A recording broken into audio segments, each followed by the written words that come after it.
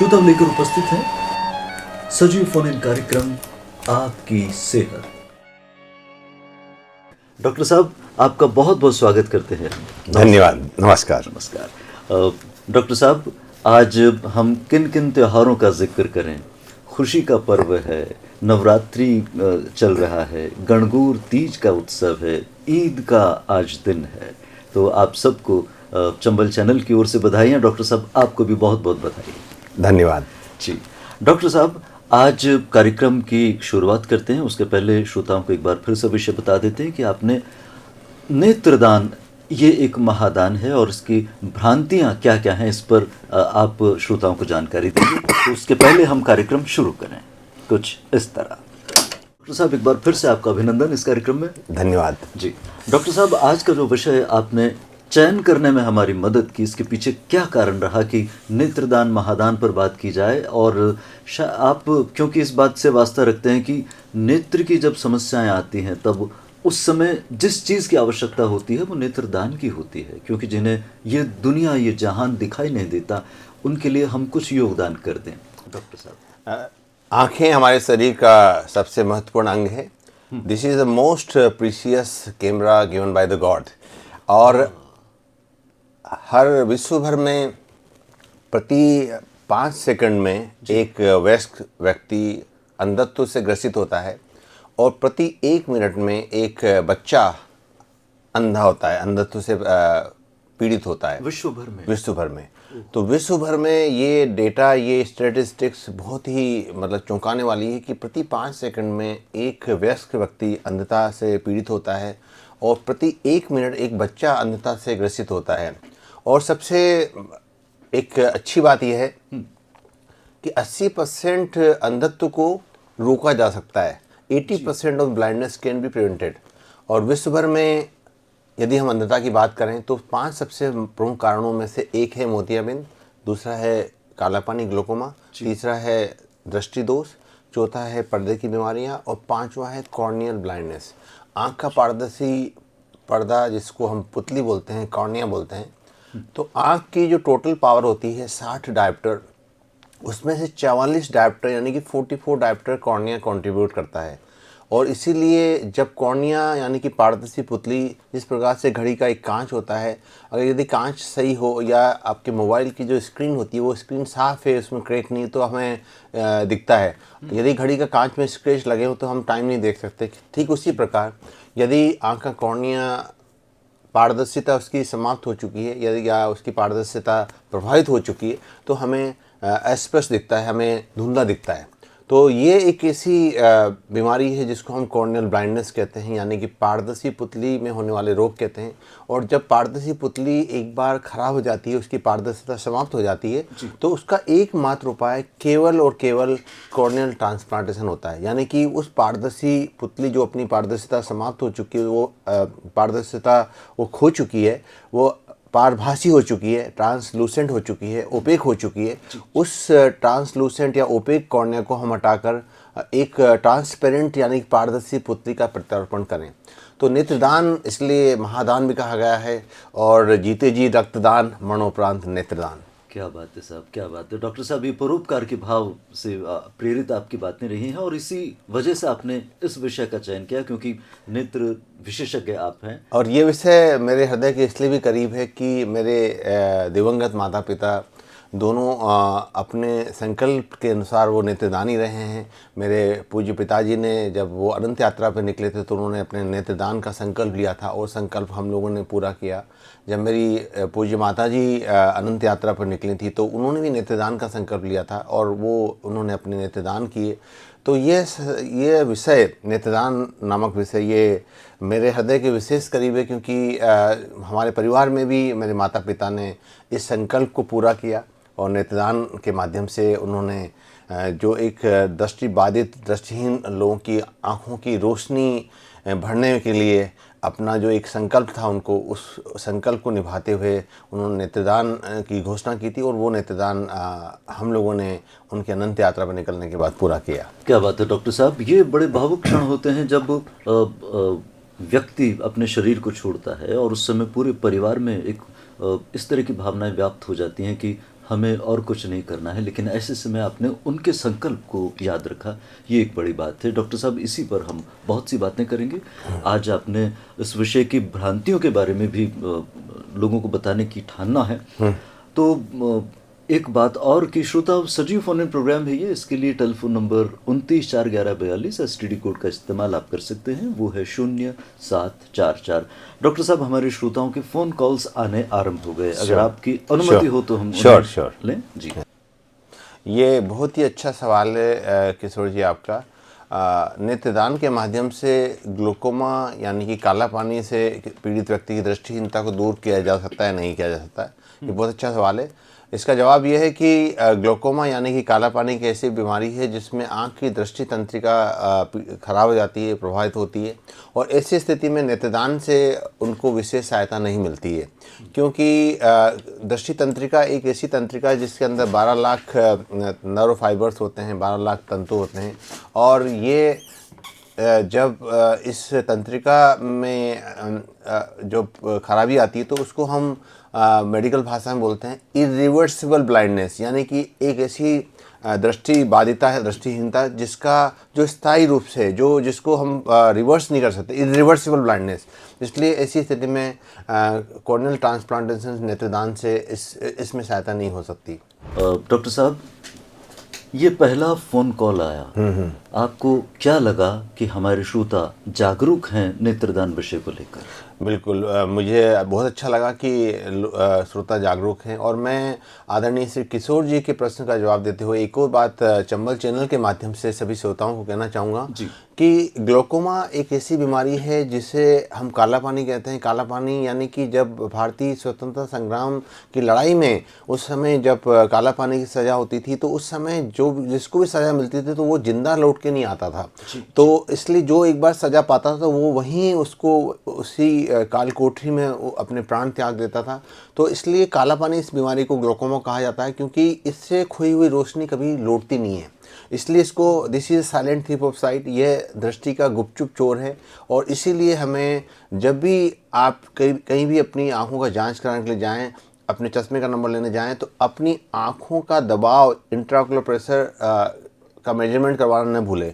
सामान्यतः दबाव 10 से 20 मिलीमीटर ऑफ मरकरी होता है, पर लेकिन यदि किसी व्यक्ति की आंख का दबाव 20 मिलीमीटर ऑफ मरकरी से अधिक है तो ग्लूकोमा होने का अंदेशा है। ऐसे व्यक्ति, खासकर जिनके परिवार में ग्लूकोमा की हिस्ट्री है, जो ब्लड प्रेशर, मायोपिया या डायबिटीज़ से पीड़ित है, उनको ग्लूकोमा होने का चांसेस, काला पानी होने का चांसेस ज़्यादा होता है। जी डॉक्टर साहब, इसके बारे में और बातें करेंगे। एक श्रोता जुड़े हैं हमसे, नमस्कार। आदरणीय योगेश जी, बहुत ही अच्छा सवाल किया आपने। नेत्रदान कोई भी व्यक्ति कर सकता है। 2 वर्ष से लेकर 80 या 85 वर्ष तक की आयु के व्यक्ति नेत्रदान कर सकते हैं। और नेत्रदान एक ऐसा दान है जो कि धर्म सम्मत है, शास्त्र सम्मत है। हमारी ऋषि परंपरा में भी ऋषि दादीच ने अपनी अस्थियों का दान किया था, जिससे वृतासुर मारा गया था। और नेत्रदान जो है 2 वर्ष से लेकर 80 से 85 वर्ष का कोई भी व्यक्ति कर सकता है। धन्यवाद कि नेत्रदान जैसे विषय पर आपने इतनी दूर से हमें फ़ोन किया। डॉक्टर साहब, आपने दान को महादान बताया है, और ये बताया आपने कि राक्षस का वध किया गया था जब महर्षि ने अपनी हड्डियां दान की थी, अपनी अस्थि दान की थी। और ये जो नेत्रदान की जो संकल्प है, इससे भी हम लोगों के अंधियारे को दूर कर सकते हैं। बिल्कुल, नेत्रदान एक ऐसा दान है जिससे लोगों के अंधियारे को दूर किया जा सकता है। और जिस प्रकार से भारत की हम बात करें तो भारत में लगभग 1 करोड़ 80 लाख व्यक्ति दृष्टिहीनता से, ब्लाइंडनेस से पीड़ित हैं। और विश्व भर की बात करें तो 4 करोड़ और 30 लाख व्यक्ति दृष्टिहीनता से, ब्लाइंडनेस से पीड़ित हैं। यानी कि दूसरे शब्दों में every 4th blind person of the world is Indian, यानी कि विश्व का हर चौथा अंधत्व से पीड़ित व्यक्ति भारतीय है। तो इसलिए इस अंधता के अभिशाप को मिटाने के लिए हमें सामूहिक प्रयासों के माध्यम से आगे आना होगा, और नेत्रदान की जागरूकता के माध्यम से हमें इस विषय पर ध्यान देते हुए लोगों की अंधेरी दुनिया में प्रकाश भरना होगा। बिल्कुल बिल्कुल डॉक्टर साहब, श्रोताओं से आग्रह करेंगे टेलीफोन करते समय ज़रा धैर्य रखें, जिससे कि डॉक्टर साहब की बातें हम आप तक पहुंचा सकें। नमस्कार। आदरणीय अर्जुन जी, ये बहुत ही अच्छा सवाल है आपका कि मोतियाबिंद का ऑपरेशन हो गया, रोगी भी नेत्रदान कर सकता है क्या? बिल्कुल कर सकता है। नेत्रदान जैसा कि मैंने बताया 2 वर्ष से लेकर 80-85 वर्ष का कोई भी व्यक्ति कर सकता है। ऐसे व्यक्ति जिनकी आंखों का मोतियाबिंद का ऑपरेशन हो चुका है, जिनको डायबिटीज़ या हाइपरटेंशन है, या जिनको ब्लड प्रेशर की बीमारी है, ऐसे व्यक्ति जो कि चश्मा लगाते हैं, कोई भी व्यक्ति इनमें से नेत्रदान कर सकता है। जिन व्यक्तियों की मृत्यु हार्ट अटैक से हुई है वो भी नेत्रदान कर सकते हैं।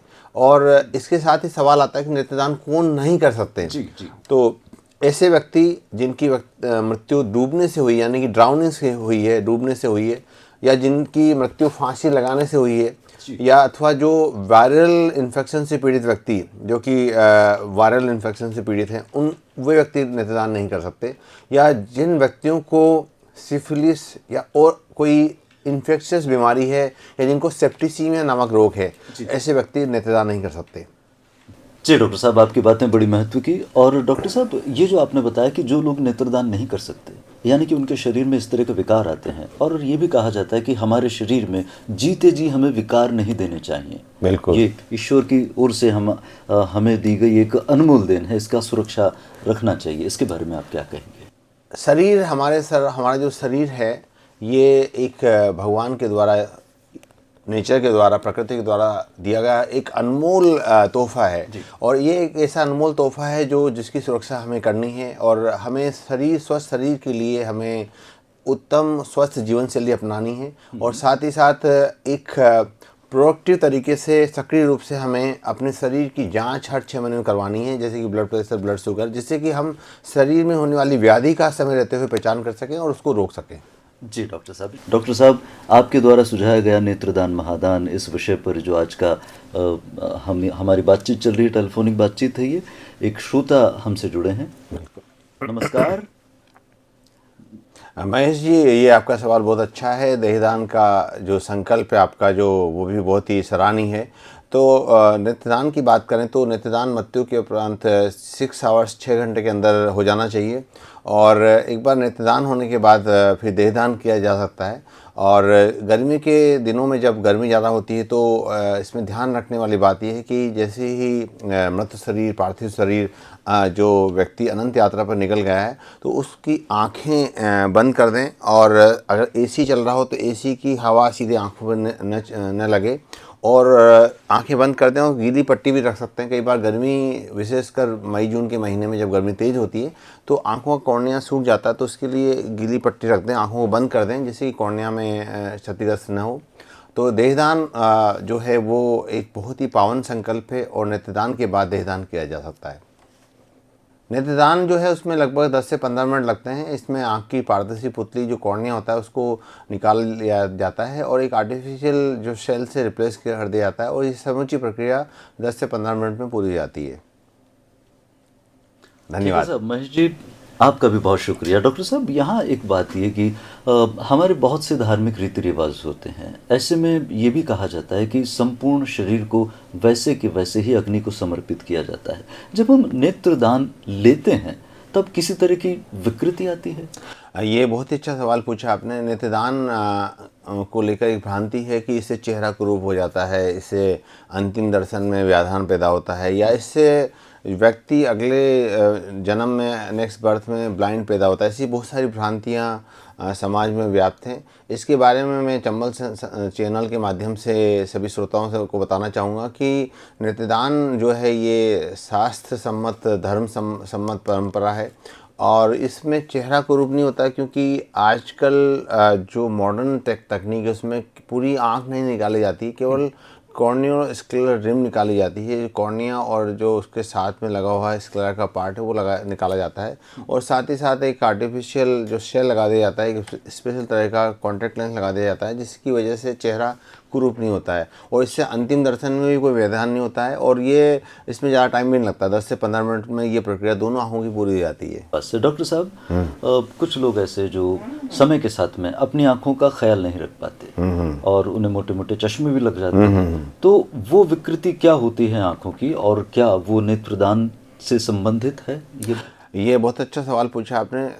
आजकल एक लाइफस्टाइल चेंज होने के कारण, स्मार्टफोन के बढ़ते उपयोग के कारण, अथवा आर्टिफिशियल लाइट जो अपन देख रहे हैं उसके बढ़ते उपयोग के कारण एक बहुत ही दृष्टि दोष जो बहुत कॉमन होता जा रहा है, जिसका नाम है मायोपिया। यदि हम आंकड़ों की बात करें तो वर्ष 2050 तक विश्व की आधी आबादी यानी कि 5 बिलियन 5 अरब व्यक्ति मायोपिया से पीड़ित होंगे। और ये एक ऐसा दृष्टि दोष है जो कि भारत में बहुत तेज़ी से फैल रहा है। आज से 10 साल पहले इसका इंसिडेंस 10 से 20% था, अब 30 से 40% बच्चों में ये मायोपिया होता जा रहा है। तो ये दृष्टि दोष है, और इस दृष्टि दोष का उपचार केवल चश्मा लगाने के माध्यम से अथवा चश्मा हटाने के लिए बात करें तो लेसिक लेजर या फेकिक लेंस प्रत्यारोपण के माध्यम से संभव है। नेत्रदान का इसमें कोई विशेष इसका उपयोग नहीं होता है। जी जी डॉक्टर साहब, एक श्रोता हमसे जुड़े हैं। नमस्कार। ये बहुत अच्छा सवाल पूछा गुड्डी जी आपने। इसमें कॉन्फिडेंशियलिटी रखी जाती है, और जिस व्यक्ति ने आंखें दान की है उसके परिजनों को ये बताया नहीं जाता है कि किसको आंखें लगी है, क्योंकि ये एक मेडिकल इथिक्स के खिलाफ है और कॉन्फिडेंशियलिटी इसमें रखना ज़रूरी है। जी डॉक्टर साहब, कुछ इस तरह की बातें आपके द्वारा कही जा रही हैं श्रोताओं को जो अक्सर लोग जानते नहीं हैं। बिल्कुल। कुछ लोगों का ये भाव होता है, जैसे कहा जाता है कि आंखें दान करने के बाद हम जो मृत व्यक्ति होता है, हमारे परिवार का कोई सदस्य होता है, उसकी आंखें जिंदा रहती हैं किसी और व्यक्ति के लिए। बिल्कुल। और उनकी कभी कभी शायद ये तमन्ना रहती हो कि उन्हें ये पता लगे कि वो आंखें कहाँ हैं। बिल्कुल।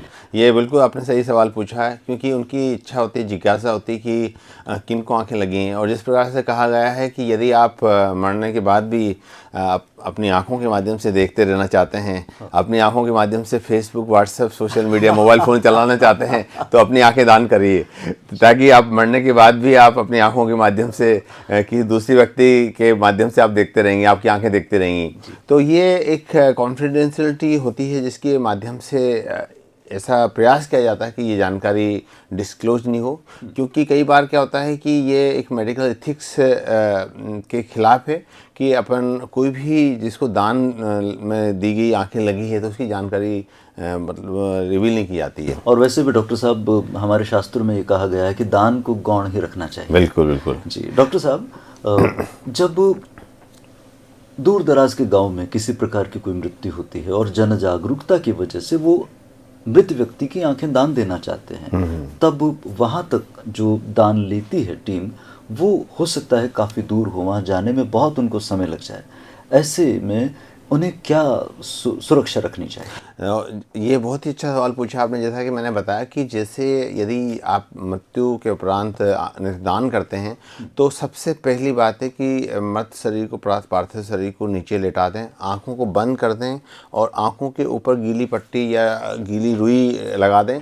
यदि एयर कंडीशनिंग चल रही है तो एसी का डायरेक्शन आँखों पर नहीं आए, इसका ध्यान रखें। पंखा चल रहा हो तो पंखा बंद कर दें या आँखों को क्लोज कर दें। और कई बार क्या होता है कि जब कोई रात बिरात मृत्यु हो जाती है तो ऐसी स्थिति में आँखों को बंद करके डीप फ्रीजर में भी पार्थिव शरीर को रखा जाता है, जिससे कि आँखें खराब नहीं हों।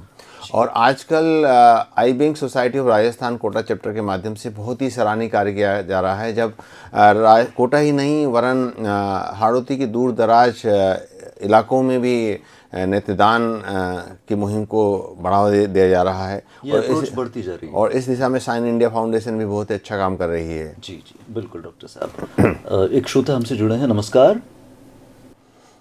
ये सवाल बहुत अच्छा आपका केटोप्लास्टी का ऑपरेशन बहुत ही सफल रहा। और जो जहाँ तक पावर की बात है तो आप फेकिक लेंस प्रत्यारोपण के माध्यम से अपने इस पावर को, इस चश्मे के नंबर को हटवा सकते हैं। और ये नंबर यदि आपको माइनस में आ रहा है तो फेकिक लेंस प्रत्यारोपण आपके लिए एक विकल्प हो सकता है, जिसके बारे में आप डॉक्टर साहब से चर्चा कर सकते हैं। तो फेकिक लेंस से प्रत्यारोपण जो मैंने बताया उसका कॉर्नियल थिकनेस से कोई वास्ता नहीं। वो कॉर्नियल, जिनका कॉर्निया पतला होता है उन्हीं में वो यूज़ किया जाता है फेकिक लेंस जो मैं बता रहा हूँ। जो आप समझ रहे हैं वो उसको बोलते हैं फेकिक लेंस, फेकिक लेंस बोलते हैं। तो वो फेकिक लेंस होता है, वो कॉर्निया पतला, जिनका कॉर्निया पतला है और जिनका चश्मे का नंबर ज़्यादा है उन्हीं में यूज़ किया जाता है। जो आप समझ रहे हैं शायद तो आप लेसिक के बारे में समझ रहे हैं, लेसिक संभव नहीं होता है पतले कॉर्निया में, लेकिन फेकिक लेंस जो एक विशेष प्रकार का लेंस होता है वो इससे पतले कॉर्निया वालों में चश्मे के नंबर जिनको ज़्यादा होता है, माइनस नंबर, उनमें यूज़ किया जाता है। आप चाहें तो अपने डॉक्टर साहब से चर्चा कर लीजिएगा इस बारे में। जब नेत्रदान का संकल्प लिया जाता है तब परिवार वाले उसमें क्या भूमिका अदा कर सकते हैं? नेत्रदान का संकल्प लेने के बाद परिवार वालों की भूमिका सबसे महत्वपूर्ण है, क्योंकि जैसे आप संकल्प लेते हैं तो एक eye wing society of Rajasthan Kota chapter के माध्यम से आपको एक सर्टिफिकेट दिया जाता है, और सर्टिफिकेट को आप अपने ड्राइंग रूम में या अपने घर पर किसी अच्छी जगह आप डिस्प्ले कर देते हैं, जिससे कि आपकी जो इच्छा है, आपका जो संकल्प है, उसके बारे में परिवार वालों को जानकारी मिल सके और आप भी जानकारी दे सकते हैं कि आपका ये संकल्प है। और उसके पश्चात जैसे ही आप अनंत यात्रा पर निकलते हैं तो वो संकल्प को पूरा करने के लिए परिवार परिजन निकटवर्ती eye wing society of Rajasthan Kota chapter के आई विंग के को फ़ोन करते हैं, और आई विंग से जो टेक्नीशियन है वो टेक्नीशियन, जैसे कोटा में हमारे टिंकू ओझा जी हैं, तो वो टेक्नीशियन जो हैं वो तुरंत पहुंचते हैं और वो नेत्रदान के संकल्प को पूरा करने में भूमिका निभाते हैं। और इस दिशा में eye wing society of Rajasthan Kota chapter में डॉक्टर के कंजुलिया सर के माध्यम से बहुत ही शानदार कार्य हो रहा है, और पिछले कई वर्षों से eye wing society of Rajasthan Kota chapter ने ऐसे परिजनों को सम्मानित भी किया है जिनके परिजनों ने नेत्रदान की परंपरा को आगे बढ़ाते हुए ऋषि दादीज के संकल्प को आगे बढ़ाया है, जिसमें उन्होंने अपनी अस्थियों का दान दिया था। जी, आपने सर्टिफिकेट की बात की कि अपने घर की दीवार में आप उसे लगा सकते हैं। हमने ये भी देखा है कि जैसे घर के बाहर हमारी पहचान होती है, नेम प्लेट, हाँ, मकान का नंबर, उसकी पहचान होती है, वहीं एक और प्लेट लगी रहती है। बिल्कुल बिल्कुल। तो ये भी एक बहुत अच्छा प्रयास है, और ये एक ऐसा प्रयास है जिससे कि लोगों के अंदर जागरूकता आ रही है। आज जैसे कभी नाम आता है तो मेरे फादर मदर का भी नाम लिखता हूँ मैं, तो नेत्रदान ही उसके आगे लिखा होता है, तो इससे एक परंपरा होती है जो कि आगे से आगे चलती रहती है, क्योंकि एक वो परंपरा, एक दान का महादान नेत्रदान एक पहचान बन जाता है, और धीरे धीरे ये पहचान, ये पुण्य का कार्य दूसरे लोगों को भी प्रेरित करता है इस महादान की दिशा में आगे बढ़ने के लिए। हाँ प्रतिमा जी, ये बहुत अच्छा सवाल पूछा आपने। आँख का जो पर्दा होता है जिसको हम रेटिना कहते हैं, ये आँख का वो स्थान है जहाँ इमेज बनती है, यानी कि प्रतिबिंब बनता है। जिस प्रकार से कैमरे में, पुराने कैमरों में फिल्म होती थी, उस फिल्म को डेवलप करते थे, उसी प्रकार रेटिना होता है। तो नेत्रदान रेटिना वाली बीमारियों में कोई विशेष फ़ायदेमंद नहीं होता है, क्योंकि नेत्रदान में केवल कॉर्निया जो पारदर्शी पुतली है उसको चेंज किया जाता है। रेटिना जो है वो अभी उसके ट्रांसप्लांटेशन की नई विधियां आने लगी हैं, बायोनिक आई आने लगी है। तो प्रतिमा जी, थोड़े से कुछ वर्षों के बाद हो सकता है कि रेटिना ट्रांसप्लांटेशन भी संभव हो सके, लेकिन आज की स्थिति में रेटिना का ट्रांसप्लांटेशन संभव नहीं है, और कॉर्नियल ट्रांसप्लांटेशन से रेटिना से पीड़ित व्यक्तियों में कोई विशेष फायदा नहीं मिलता है। अब बात यह है कि एक नेत्रदान से कितने लोगों को रोशनी दी जा सकती है? ये बहुत अच्छा सवाल है। आज मेडिकल साइंस ने, नेत्र चिकित्सा विज्ञान ने बहुत ही तेज़ी से प्रगति की है, और हमारा जो कॉर्निया है, यानी कि पारदर्शी पुतली है, उसको एक पारदर्शी पुतली के माध्यम से 3 व्यक्तियों की आंखें रोशन हो सकती हैं। और इस प्रक्रिया को मेडिकल साइंस में कंपोनेंट कॉर्नियल सर्जरी कहते हैं, जिसमें लेमिनर केरेटोप्लास्टी के माध्यम से कॉर्निया की आगे वाली परतों को बदला जा सकता है, पीछे वाली जो एंडोथेलियम नामक परत है उसको बदला जा सकता है। तो आजकल लेमिनर केरेटोप्लास्टी, डीमेक और डीप एंडोथेलियल केरेटोप्लास्टी के माध्यम से कॉर्निया की जो खराब हो चुकी परतों को बदला जा सकता है। इस प्रकार से और 3 परतों को, 3 व्यक्तियों को नई रोशनी मिल सकती है। क्या बात है डॉक्टर साहब, एक आंख से 3 आदमियों की, व्यक्तियों की दुनिया रोशन हो सकती है। वाह। और नेत्रदान तो दोनों ही आंखों का लिया जाता है, तो ऐसे में 6 व्यक्ति तक पहुंच जाएं। बिल्कुल बिल्कुल। और सबसे बड़ी बात यह है कि भारत में प्रतिवर्ष 1,10,00,000 व्यक्ति अनंत यात्रा पर निकलते हैं, लेकिन हम केवल 50,000 हमें नेत्रदान मिलते हैं, और हमें ज़रूरत है लगभग 2.5 लाख, यानी 2,50,000 कॉर्निया की ज़रूरत है। तो देयर इज ऑलवेज गैप, एक गैप है, एक शून्यता है, एक रिक्तता है, और उस रिक्तता को हम जागरूकता के माध्यम से भर सकते हैं। बिल्कुल डॉक्टर साहब, जैसे कि आपने इस कार्यक्रम में लोगों को ये जागरूक करने का प्रयास कर रहे हैं कि दान का जो संकल्प लिया जाता है वो हमारी अनंत यात्रा को भी शुभ लाभ देता है। तो डॉक्टर साहब, ऐसे में इस कार्यक्रम के, जबकि ये बहुत दूर तक सुना जा रहा है, आप क्या कहना चाहेंगे? नेत्रदान के क्या संकल्प आप लेने? नेत्रदान का संकल्प एक ऐसा संकल्प है जो एक अंधेरे से उजाले की ओर एक सशक्त यात्रा है। जिस प्रकार से कहा गया है, तमसो मां ज्योतिर्गमय, तो अंधेरे से प्रकाश की ओर। और मैं चंबल चैनल के माध्यम से सभी श्रोताओं से एक विशेष गुजारिश, विशेष निवेदन, आज नवरात्रि, ईद उल फितर और इतने हिंदू नववर्ष के शुभ अवसर पर सभी श्रोताओं से एक विशेष अपील, विशेष प्रार्थना करना चाहूँगा कि आज जिस प्रकार से एक नन्हा सा दीपक अपने चारों ओर रोशनी पैदा करता है, अपने चारों ओर अंधेरे को भगाकर, अंधेरे को मिटाकर रोशनी का संकल्प करता है, ठीक उसी प्रकार आइए हम उस नन्हे दीपक से सीख कर उसको फॉलो करते हुए उसकी बातों से संकल्पित होते हुए इस नेत्रदान की मुहिम को जन जन तक पहुंचाएं। जिस प्रकार से कहा गया है, दीप हूँ जलता रहूँगा, दीप हूँ जलता रहूँगा, मैं अंधता की आंधियों से अंत तक लड़ता रहूँगा, दीप हूँ जलता रहूँगा। तो नन्हा सा दीपक जिस प्रकार से अंधकार को चुनौती देता है, ठीक उसी प्रकार से हम संकल्पित हों कि भारत देश में जो अंधता का अभिशाप है उसे हम सामूहिक जागरूकता के माध्यम से मिटा कर रहेंगे। आज हमें सीखने की ज़रूरत है श्रीलंका जैसे छोटे से देश से, जहां सबसे ज़्यादा नेत्रदान विश्व भर में किए जाते हैं। तो हम श्रीलंका जैसे देश से हम सीख सकते हैं कि जिस प्रकार से 1 करोड़ 10 लाख से अधिक व्यक्ति अनंत यात्रा पर हर साल निकलते हैं, यदि इनमें से 50% लोग भी नेत्रदान कर दें तो हम अंधता का अभिशाप 1 साल के अंदर मिटा सकते हैं। बिल्कुल डॉक्टर साहब, ये आपकी ओर से चेतना के शब्द कहे गए हमारे श्रोताओं के लिए। और अब ये भी डॉक्टर साहब कि जब हम दान देते हैं तब हम पुण्य दान करते हैं, यानी कि हम इस तरह का दान करते हैं जो दान देने के उपयुक्त हो, ऐसा नहीं कि व्यर्थ की वस्तुओं को हम दान दे दें।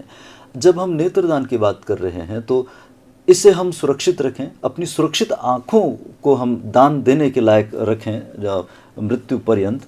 तो डॉक्टर साहब, अपनी आँखों की सुरक्षा के लिए आप हमारे श्रोताओं को ज़रूर कहिए, क्योंकि इसे तबाह करना उपयुक्त नहीं है। बहुत अच्छा सवाल पूछा है आपने। मैं चंबल चैनल के सभी श्रोताओं को आँखों की सुरक्षा के लिए 5 महत्वपूर्ण उपाय बताना चाहता हूँ। अवश्य। सबसे पहला उपाय है कि आप खान पान में हेल्दी फ्रूट्स वेजिटेबल्स का सेवन करें, जिसको बोलते हैं हमारी भाषा में eat the rainbows, eat the rainbow, इंद्रधनुष को खाएं। तो सबसे पहली बात खान पान का ध्यान रखें। दूसरा है आँखों की रेगुलर चेकअप कराएं, आँखों के दबाव की जांच कराएं, जिससे कि कोई भी बीमारी आपकी आँखों को प्रभावित न कर सके। तीसरा है कि अपनी दिनचर्या को नियमित रखें, सुबह जल्दी उठें, रात को जल्दी सोएं।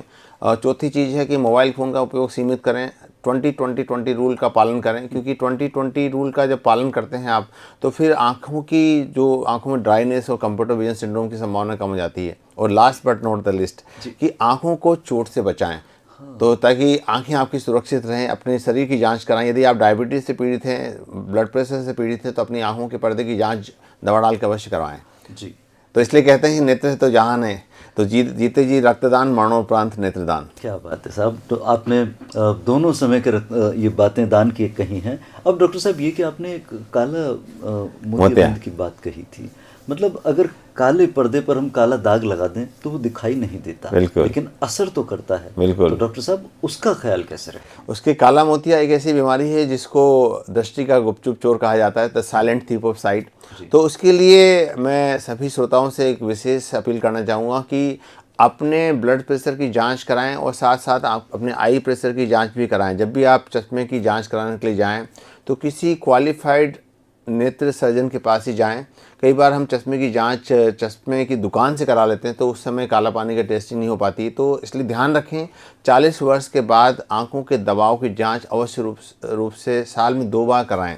और अपने आंखों के पर्दे की जांच भी दवा डाल के कराएं, जिससे कि आपकी आंखों में कोई व्याधि तो नहीं है वो पता चल सके। तो इसलिए काला पानी से बचने के लिए हमें आँखों की दबाव की जाँच, इंट्राओकुलर प्रेशर की जाँच कराना अति आवश्यक है। जी डॉक्टर साहब, ये बड़ी महत्व की बात आपने कही। आपने कहा कि आंखों में दवा डालकर आंखों की जांच कराएं। हाँ, तो आंखों में दवा डालकर आंखों के पर्दे की जांच कराने से जिस प्रकार से जो आंखों का पर्दा होता है, तो पर्दा जो होता है वो आंखों के का जो पर्दा जिसको हम रेटिना बोलते हैं, वो शरीर का एकमात्र ऐसा अंग है, एकमात्र ऐसा स्थान है जहाँ पर आप लाइव ब्लड वेसल्स देख सकते हैं।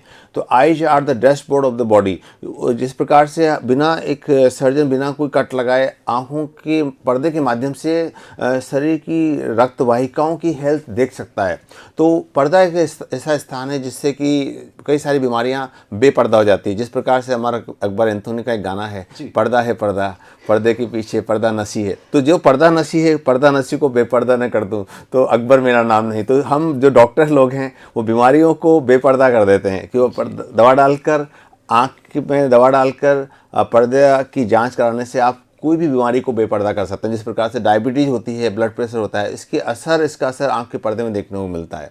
तो पर्दे की जांच के माध्यम से, रेटिना एग्जामिनेशन के माध्यम से डायबिटीज़ का दुष्प्रभाव आंखों के पर्दे में हुआ या नहीं हुआ, ब्लड प्रेशर का दुष्प्रभाव आंखों में हुआ या नहीं हुआ, ये आप पता लगा सकते हैं। बिल्कुल डॉक्टर साहब, हम तो दांतों तले उंगलियां दबाकर आपकी इन बातों को सुन रहे हैं। आपने बताया कि आंखें होती है शरीर की समस्त बीमारियों की जुबान। हाँ, जुबान, मतलब बिल्कुल। आंखें उसे बोल देती हैं कि कहाँ किस तरह की क्या तकलीफ है। जी और विशेषकर आंखों में पर्दा, विशेषकर आंखों का पर्दा है। जी डॉक्टर साहब, कार्यक्रम का समय अपनी समाप्ति पर है। आपने बहुत ही रोमांचक तरीके से आज की जो नेत्रदान से संबंधित भ्रांतियां हैं और इसके अलावा आंखों की कुछ सामान्य बातें अपने श्रोताओं को बताई, बहुत जागरूक किया। चलते चलते आप डॉक्टर साहब क्या कहना चाहेंगे श्रोताओं को? मैं सभी श्रोताओं से एक विशेष अपील करना चाहूँगा कि शरीर, जो आपका शरीर है, ये एक ईश्वर के मंदिर के समान है। Health is the biggest wealth. I will repeat, health is biggest wealth. शरीर, उत्तम स्वास्थ्य ही सबसे बड़ा धन है। तो इसलिए मैं सभी श्रोताओं से अपील करना चाहूँगा, अपनी सेहत का ध्यान रखें, अपनी आँखों का ध्यान रखें और नियमित रूप से व्यायाम करें, सुबह मॉर्निंग वॉक करें, नियमित रूप से अपने शरीर के टेस्ट कराएं, ब्लड प्रेशर, ब्लड शुगर कराएं, जिससे कि आप 100 वर्ष तक स्वस्थ रहें और 100 वर्ष तक शतायु भव नामक विधि के माध्यम से 100 वर्ष तक अपनी आँखों के माध्यम से देखें। और जब 100 वर्ष पूरे होने के बाद एक संतुष्टि के साथ आप जब साइन ऑफ करें तो अपना नेत्रदान का संकल्प लेना न भूलें। क्या बात है डॉक्टर साहब, आपने चलते चलते बहुत ही सुंदर शब्द कहे, शतायु का आपने वरदान दिया श्रोताओं को। तो श्रोता, ये था कार्यक्रम आज का, जिसमें